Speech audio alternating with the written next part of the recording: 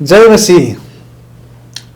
आज मानिसहरू अगाडि बढिरहेका छन्, त्यो धेरै राम्रो, कुदिरहेछन्, व्यस्त छन्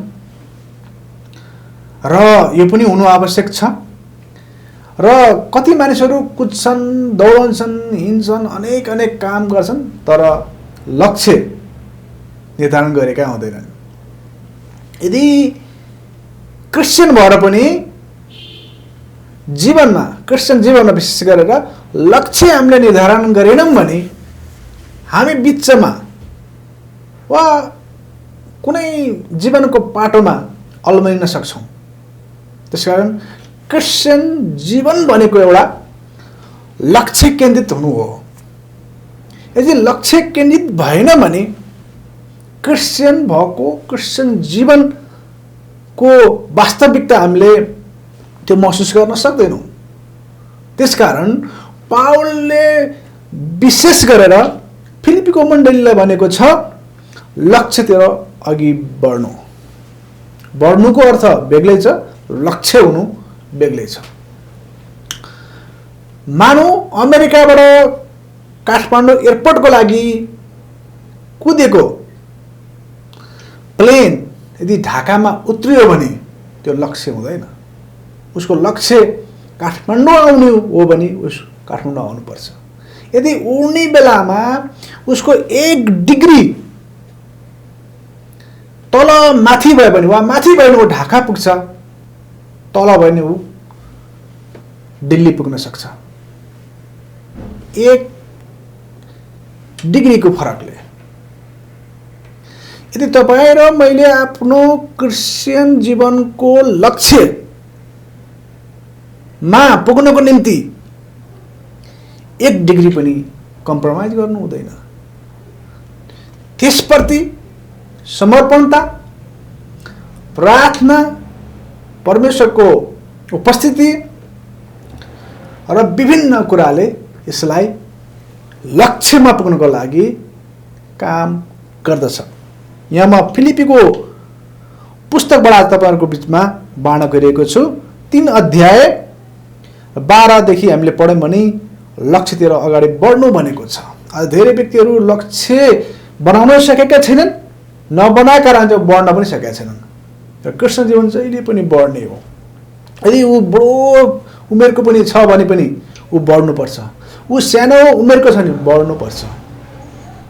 यदि बच्चा जन्मेर यदि बढेन भने त्यो बच्चाको हालत के हुन्छ? उसले विभिन्न समस्यासँग जुझ्नु पर्ने हुन्छ। त्यसकारण बढ्नु आवश्यक छ। यदि कुनै रुख वा कुनै बोट, सानो बिरुवा बढेन भने मान्छेले 1 वर्ष हेर्छ, 2 वर्ष हेर्छ, 3 वर्ष हेर्छ, त्यसलाई काटेर खान्छ। त्यसकारण तपाईँको लक्ष्य साथसाथै त्योसँग बढ्नु आवश्यक छ। यदि अमेरिकाबाट उडेको प्लेन यदि यहाँ काठमाडौँ आएन भने दुर्घटना पनि हुन सक्छ। यसका विभिन्न आयामहरू छन्। त्यसकारण यहाँ भनेको छ 12 मा, मैले यी सब अघिबाट प्राप्त गरिसकेको छु अथवा म अघिबाट सिद्ध भएको छु भनेर म होइन, तर यी कुराहरूलाई पक्राउनको निम्ति म अघि बढेको छु। पावललाई थाहा थियो म कहाँ जाँदैछु, मेरो लक्ष्य के हो, म कसरी बढ्नुपर्छ भनेर उसलाई प्रष्ट रूपमा थाहा थियो। त्यसकारण उनले भन्छ म अघि बढिरहेको छु, जुन कुरोको निम्ति क्रिस्टले मलाई पक्राउनु भयो। कति महत्त्वपूर्ण! क्रिस्टले चाहिँ पक्राउनु भएको छ। आज तपाईँ र मेरो निम्ति लक्ष्यमा बढ्नको निम्ति क्रिस्टको अधीनतामा, क्रिस्टले भनेको वचनमा यदि हामी रह्यौँ भने, उहाँले पक्राउनु भयो भने हाम्रो लक्ष्य नै उहाँको निम्ति काम गर्ने, उहाँलाई महिमा दिने काम गर्ने, उहाँको सुसमाचारको निम्ति काम गर्ने, यो चाहिँ दिनानुदिन बढ्नुपर्छ। यदि यहाँ पावलले भन्छ म बढिरहेको छु, वा म बढिसकेको छु भनेको छैन, उसले सके भनेको छैन, वा बढ्ने छु भनेको छैन। ऊ दिनदिनै ऊ बढिरहेको छ। आज तपाईँ र म पनि ख्रिस्ट येशूमा उहाँले जब पक्राउनुहुन्छ भने हामी बढ्नुपर्छ। यहाँ भन्छ भाइ हो मैले यी सब पक्रिसकेको छु भनी म ठान्दिनँ, तर म एउटा काम गर्छु कि पछाडिका कुराहरूलाई बिर्सेर अगाडिका कुरासित जोडसँग लम्कदै ख्रिस्ट येशूमा परमेश्वरको स्वर्गीय बोलावटमा पाइने कुराको पुरस्कारको निम्ति निशाना दिन म जोडसँग अघि बढ्दछु। हेर्नुहोस्, जब एउटा खेलाडीले जब दौड्न थाल्छ, एथलेटिक्समा दौडमा जब भाग लिएको खेलाडी हुन्छ भने उसले केही पनि नहेरिकन दौड्नुपर्छ, सारा शक्ति लाएर उसले दौड्नुपर्छ, नत्र भने ऊ त्यो दौडमा प्रथम हुन सक्दैन वा द्वितीय हुन सक्दैन र अरू हुन सक्दैन। त्यसकारण उसले जोडसित, यहाँ भन्छ जोडसित म दौडन्छु। खेलाडीले पनि त्यही दौड्नुपर्छ। एकजना खेलाडीको मैले भिडियो हेर्दै थिएँ, दुईजना एकदमै दौडिरहेका हुन्छन्, आफ्नो लक्ष्यतिर बढ्नको निम्ति अगाडि बढिरहेका हुन्छन्। अनि तब एउटा खेलाडीले ऊ आफू अगाडि गएको महसुस गरेर आफ्नो टाउको पछाडितिर फर्काउँछ र त्यो फर्केको एक निमेषमा, एक सेकेन्डमा अर्कोले जित्छ र ऊ प्रथम हुन्छ। किन भन्दाखेरि उसले पछाडि फर्केर हेर्यो। आज तपाईँ र मेरो जीवनमा अगाडि बढ्न नदिनको निम्ति हाम्रा पछाडिका कुराहरूले जहिले पनि हामीलाई तानिरहेको हुन्छ, जहिले पनि हामीलाई सम्झाइरहेको हुन्छ। तैँले यस्तो गरिस्, उस्तो गरिस्, त सक्दैनस्, तेरो शिक्षा यस्तो, तेरो परिवार यस्तो, तेरो खानदान यस्तो, अरू विभिन्न कुराहरू। तर जसले चाहिँ ख्रिस्ट येशूलाई लक्ष्य बनाएको हुन्छ भने उसले भविष्य देख्छ अनि ऊ भविष्यको लागि वर्तमानमा ऊ अघि बढ्छ र त्यहाँ पुग्छ। तर तपाईँ र म पछिका कुराहरू, ओर्तिर प्रतिका कुरा, आफ्नो जीवनमा भएका समस्या, रोग, बिमार, अभाव, घटी, कमी, अरू विभिन्न कुराले चाहिँ हामीलाई जहिले पनि पछाडि हेर्नलाई कोसिस गरिरहेको हुन्छ। कोसिस उसको निरन्तर हुन्छ। त पावलले त्यही भन्छ, म पछाडिका कुरालाई बिर्सेर, यहाँ बिर्सेर भनेछ उसले अगाडि बढ्छु भनेको छ।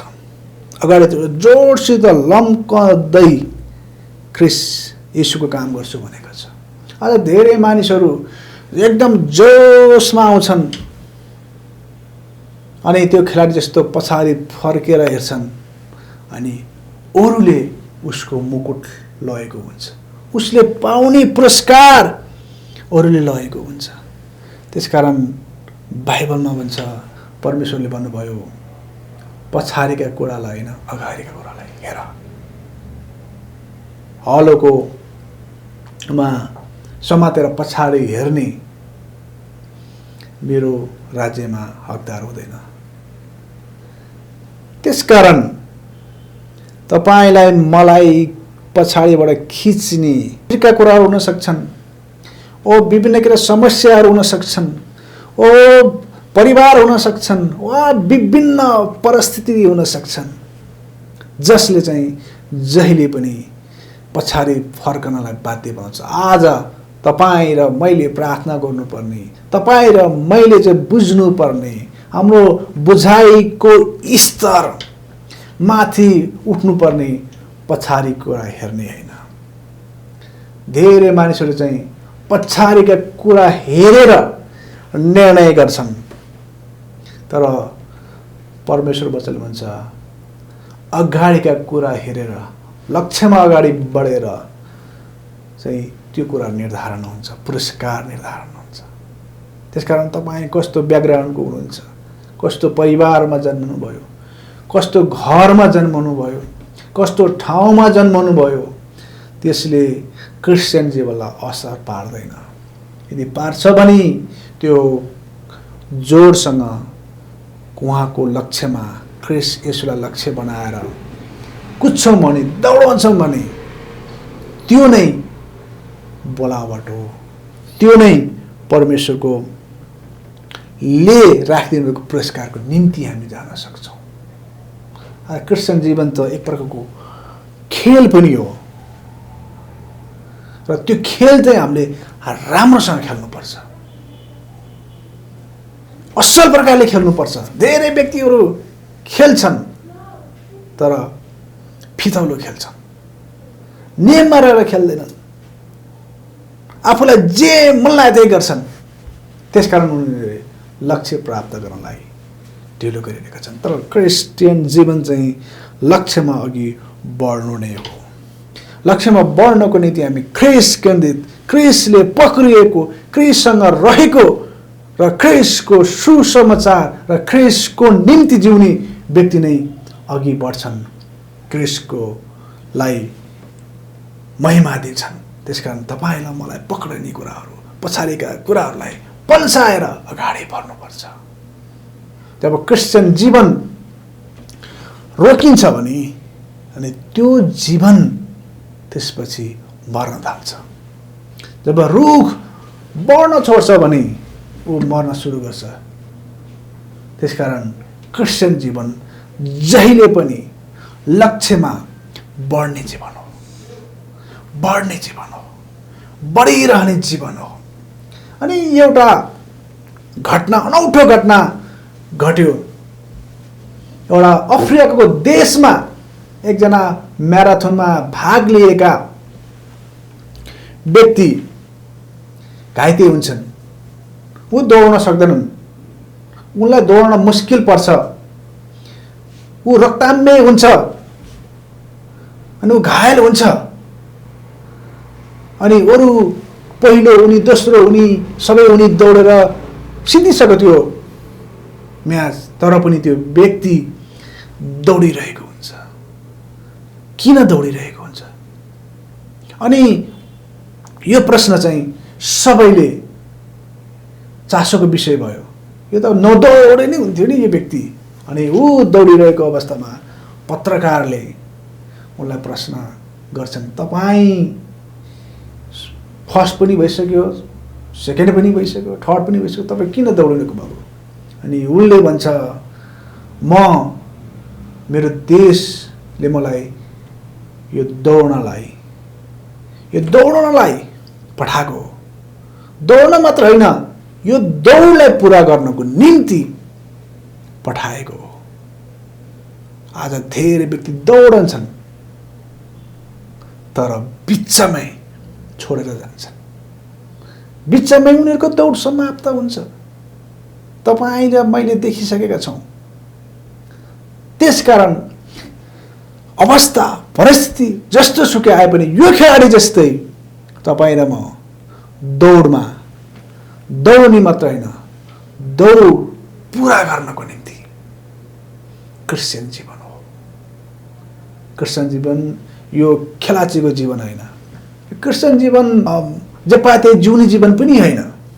क्रिस्चियन जीवन लक्ष्य निर्धारित अगाडि बढ्ने जीवन हो। तपाईँको समस्याले, तपाईँले भन्नुहोला मलाई समस्या छ, मलाई अप्ठ्यारो छ, गाह्रो छ, तपाईँ जस्तो सरल छैन, यो भन्न पाइने क्रिस्चियन जीवन होइन।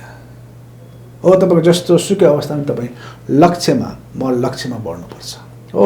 अवस्था परिस्थितिले हाम्रो विपरीत हुँदा पनि हामी लक्ष्यमा बढ्नु नै पर्छ। यसकारण पावलले भन्दछ, म सबै पछाडिका कुरा छोडेर बिर्सेर अगाडिका कुरातिर जोडसित लम्कदै अनि यो स्वर्गीय बोलावटलाई अनि पुरस्कारको निम्ति निशानतिर म जोडसित अघि पर्दछु। परमेश्वरको वचन सत्य छ अनि पावलले जुन यो कुरा लेखे पवित्र आत्मामा भएर उनले आज यो वचनले यो वचनले धेरै कृष्णहरूलाई अगाडि बढ्नलाई सहायता मद्दत गरिरहेको छ। त्यसकारण तपाईं निशानातिर बढ्नुहोस्, जोडसित बढ्नुहोस्। क्रिस्चियन जीवन त थाहा छ अन्तिमसम्म सास एकमुठी सास रहन्जेलसम्म क्रिस्चियन जीवन बढ्ने जीवन हो।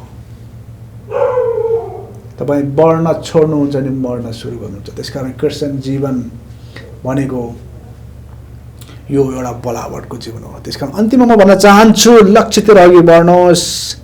परमेश्वरले तपाईँलाई पुरस्कारको व्यवस्था गर्नुभएको छ अनि हामी लक्ष्यतिर जब बढ्छौँ भने अनि त्यो दौड सिद्ध्याउनलाई कति बेलामा हामी सक्दैनौँला, तर पवित्र आत्मा परमेश्वर हामीसँग हुनुहुन्छ अनि उहाँसँग हामी दौडन्छौँ अनि उहाँले हाम्रो क्रिस्चियन जीवन दौड यो जीवन जति भौतिक जीवनमा बाँच्छौँ त्यो दौडमा दौडिरहनलाई उहाँले सहायता गर्नुहुन्छ।